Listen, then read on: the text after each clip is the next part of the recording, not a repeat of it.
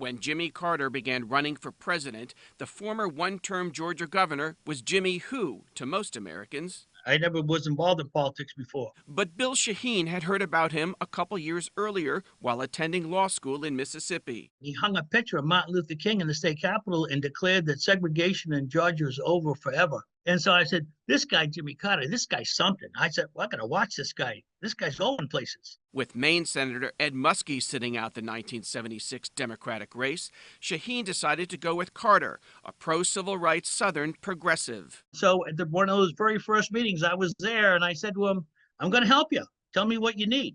And I ended up being his state chairman. After the lies of the Vietnam War and the Watergate scandal that forced President Nixon to resign, Carter's message resonated. He used to say, if we can only make our government as good as our people. He used to say that all the time.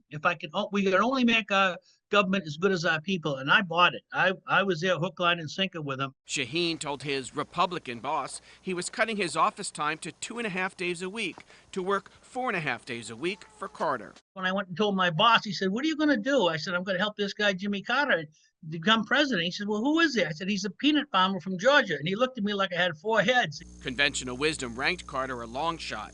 The Democratic establishment backed better-known candidates. No one gave him a shot.